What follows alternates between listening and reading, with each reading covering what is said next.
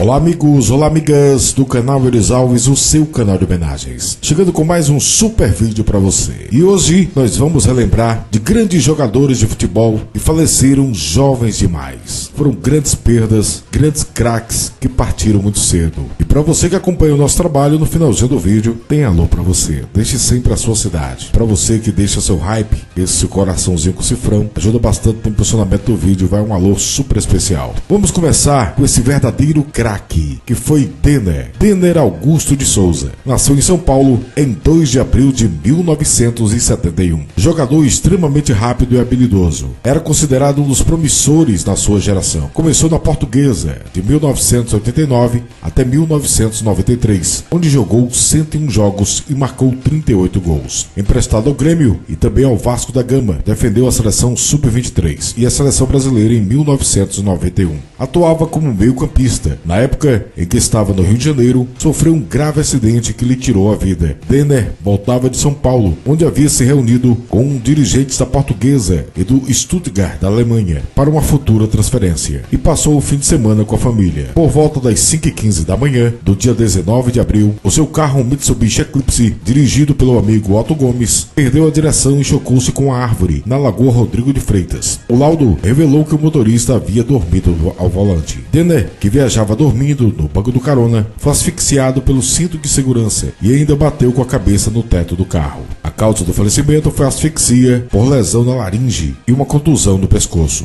Denner estava no auge e faleceu com apenas 23 anos de idade, dia 19 de abril de 1994, e foi sepultado no cemitério do Araçá, em São Paulo. Jovem jogador Denner. Vamos agora falar de Maicon Librelato. Maicon José Librelato da Silva nasceu em Orleans, em Santa Catarina, em 30 de maio de 1981. Atuou pelo Criciúma de 2000 a 2001 em 67 jogos, marcando 34 gols. E pelo Internacional de 2002 em 27 jogos, marcando 10 gols. Ele atuava como atacante. Ficou conhecido como Libergol. Maicon faleceu no dia 28 de novembro de 2002, após um acidente de carro em uma Ford Ranger. Junto ao jogador estavam os amigos Rafael, de apenas 21 anos, e Rafael Senner, de 20. Maicon guiava seu carro pela Avenida Beira-Mar, em Florianópolis, capital de Santa Catarina, quando, devido à chuva, derrapou. Bateu em um poste próximo à ponte Hercílio Luz e caiu no mar. O carro estava submerso quando o atendimento médico chegou ao local e só foi possível reanimar os dois amigos. Maicon Librelato faleceu por parada cardiorrespiratória aos 21 anos de idade, no auge da sua carreira. Ele foi sepultado na sua terra natal, Orleans, no sul de Santa Catarina. Jovem demais. Serginho. Paulo Sérgio Oliveira da Silva nasceu em Vitória, capital do estado do Espírito Santo. Começou a carreira profissional em 1995, jogando pelo Patrocinense. Jogou no Social, Mojimirim, Araçatuba, até chegar ao auge pelo São Caetano de 1999 a 2004. Em 134 jogos, marcou 17 gols. Serginho estava jogando uma partida pelo Campeonato Brasileiro contra o São Paulo, no Morumbi, no dia 27 de outubro de 2004, quando sofreu um mal súbito em decorrência de uma cardiopatia hipertrófica aos 14 minutos do segundo tempo da partida. Depois que ele caiu no gramado, o jogador Grafite não percebeu, tropeçou em Serginho. A partida foi parada e depois encerrada. Serginho faleceu no hospital uma hora mais tarde, 8 dias após completar 30 anos de idade. O corpo de Serginho foi velado e sepultado no cemitério Vale da Saudade, em Coronel Fabriciano, cidade onde cresceu em Minas Gerais. Serginho atuava como zagueiro.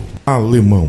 Carlos Adriano de Jesus Soares nasceu em Nova Iguaçu, no Rio de Janeiro, em 10 de abril de 1984. Começou no profissional no Curitiba em 2004, depois foi emprestado para o Kyoto Sanga e Yokohama. Em 2007 voltou ao Brasil e foi contratado pelo Palmeiras, onde atuou apenas 3 partidas, marcando um gol, e sofreu uma lesão. Na fase final de recuperação, no dia 8 de julho de 2007, Alemão faleceu devido a um acidente de carro na Via Light, em Nova Iguaçu, quando voltava do aniversário de seu pai em Mesquita, com mais 8 pessoas no automóvel. Ele tinha apenas 23 anos de idade e atuava como atacante. Roberto Batata. craque. Roberto Monteiro nasceu em Belo Horizonte, capital de Minas Gerais, em 24 de julho de 1949. Foi um dos maiores ídolos do Cruzeiro, onde atuou de 71 a 1976, em 281 jogos, marcando 110 gols. Jogou pela seleção no ano de 1975, na Copa América. Jogou 6 partidas, marcando 3 gols. Roberto Batata, no auge da sua carreira, faleceu em 13 de maio de 1976, com apenas 26 anos de idade. Sofreu um acidente de carro na rodovia Fernão Dias, quando ia visitar a família em Três Corações, no estado de Minas Gerais. Foi o 11º maior artilheiro da história do Cruzeiro. Ele foi sepultado no cemitério Bonfim, em Belo Horizonte, Minas Gerais. Ele atuava como atacante.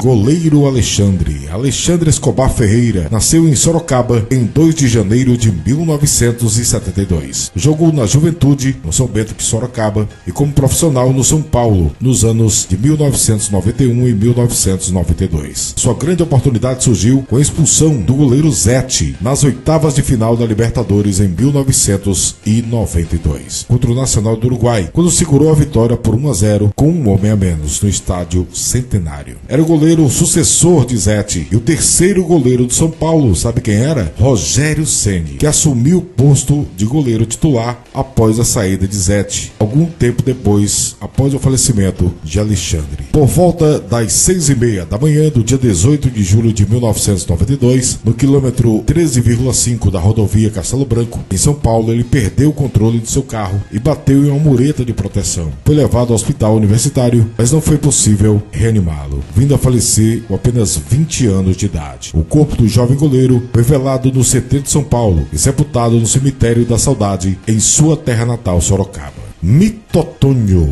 grande atacante. Antônio Edgar da Silveira, nascido em Granja, no interior do estado do Ceará, em 22 de fevereiro de 1916. É uma história realmente fascinante do Mitotônio. Ele foi um lendário atacante do Ceará. Começou a jogar no Fortaleza em 1938, indo até 1945. Ele atuou no Náutico, teve uma rápida passagem em 1945, teve 2 passagens marcantes pelo Ceará, primeiro em 1941 até 1945, e retornou no Ceará em 1946 e ficando até o dia do seu falecimento. 3 vezes campeão pelo Ceará em 1941, 42 e 48, tornando-se um dos maiores ídolos do Ceará. Até hoje o segundo maior goleador da história da camisa alvinegra, tendo marcado 151 gols. Em 1º de abril de 1951, almoçou a tradicional panelada, um prato típico do Nordeste, e logo em seguida foi disputar a partida. Durante a mesma, sentiu-se mal e foi levado ao hospital e teve uma pequena melhora, e os médicos liberaram para ir para casa. Mas à madrugada voltou a sentir fortes dores estomacais e acabou falecendo em sua residência com o diagnóstico de hemorragia aguda devido a uma congestão. Ele tinha apenas 35 anos de idade. Houve outra matéria que conta o seguinte: aos 6 minutos do primeiro tempo, Mitotônio abriu o placar do Vô, jogando contra a Gentilândia, que seria o último gol do lendário Mitotônio. O Ceará ganhou aquele jogo por 4-1.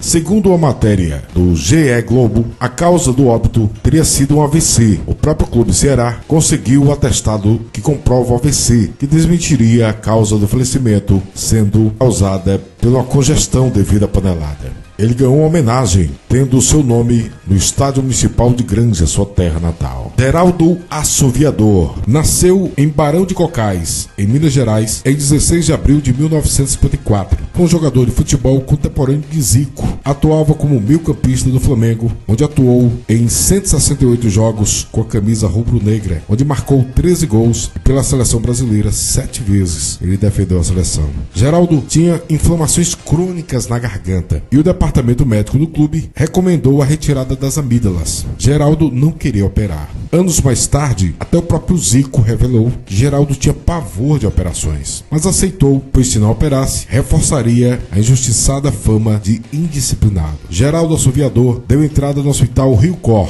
em Ipanema, para retirar as amígdalas. O médico, Wilson Junqueira, iniciou os procedimentos e aplicou o anestésico local. 20 minutos depois do início da cirurgia, Geraldo se sentiu mal e o coração parou. A equipe médica tentou reanimá-lo com injeções e choques, mas às 10 horas e 30 minutos sofreu uma segunda parada cardíaca e faleceu vitimado por um choque anafilático causado pela anestesia. Geraldo Suviador foi sepultado na sua terra natal, Barão dos Cocais, em Minas Gerais. Ele tinha apenas 22 anos de idade. Triste história. Valteci, lateral esquerdo e zagueiro. Valteci Pereira nasceu em Juiz de Fora, no interior de Minas Gerais, em 11 de novembro de 1946. Fez história no Botafogo, onde atuou entre os anos de 67 e 1976. Em 453 jogos, marcou apenas 6 gols, se tornando o quarto jogador que mais atuou no Botafogo, ficando atrás somente de Nilton Santos, Garrincha e o goleiro Jefferson. Ainda jogou no Colorado, na cidade de Curitiba, no estado do Paraná, onde encerrou a carreira. Jogou pela seleção brasileira apenas um jogo, no ano de 1968. No jogo entre sua equipe, o Colorado, e o Grêmio Maringá, Valteci dividiu a bola com o meio-campista Nivaldo, da equipe maringaense, quando foi atingido com uma joelhada involuntária e sofreu uma ruptura na coluna cervical. Socorrido às pressas, não resistiu, vindo a falecer ao chegar ao hospital, falecendo no dia 17 de setembro de 1978,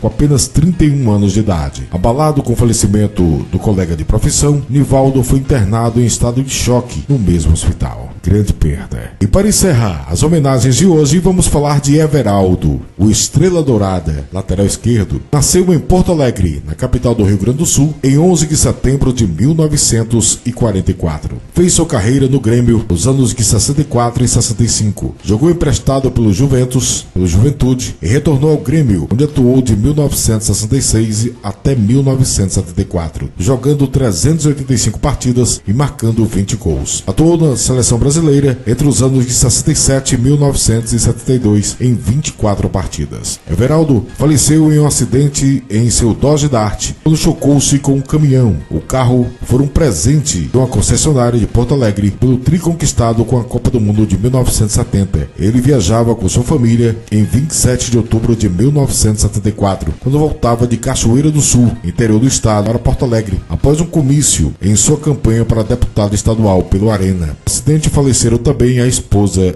Glessi, sua irmã Romilda e sua filha menor Daisy. Sua outra irmã Denise e os tios Maria Madalena e Jartelino sobreviveram. Everaldo tinha apenas 30 anos de idade. A família foi sepultada no cemitério ecumênico João 23 em Porto Alegre. Olha que histórias, né? Foram grandes perdas para o futebol, jovens demais, no auge das suas carreiras, grandes perdas realmente. E para você que sempre acompanha o nosso trabalho, eu quero mandar um abraço super especial para vocês, meus amigos. Janete Cisato Vital, obrigado pelo carinho. Edmar Mó, quero mandar um abraço especial a Meire Lazier, que infelizmente durante uma live foi bloqueada, eu nunca consegui desbloquear, mas era uma pessoa que sempre estava acompanhando o nosso trabalho. Eu fiquei muito triste com isso. Ela não deixava de curtir, de compartilhar nossos vídeos. Meu amigo Jorge Tatsuta, não perde um só vídeo. A Jéssica Nunes, meu parceiro Bruno Madeira, o Antônio de Matos, o Alexandre Lopes, o Edney Davi, o Jean Felipe Tuber, obrigado. Rita de Cássia, obrigado pelo carinho. Selma Alves, Cláudia Gomes, Ali Ferreira, Márcia Francischini, Marcelo Lira, Marcelo Martins, Lucileide Cândido, Irene Marques, Jean Moraes, obrigado, viu, de coração. Elias Melo, obrigado. A Selma Lopes, a Cláudia do canal CR, o João Jornalista, obrigado. Casal Mendes e Simone, obrigado de coração. Canal da Maria do Carmo, a Rita Gago, que está sempre nos acompanhando. Márcia Francischini, obrigado pelo carinho. O Ítalo Manuel, lá de Itaporanga. Quero mandar um abraço super especial para Marcela Neves, que sempre está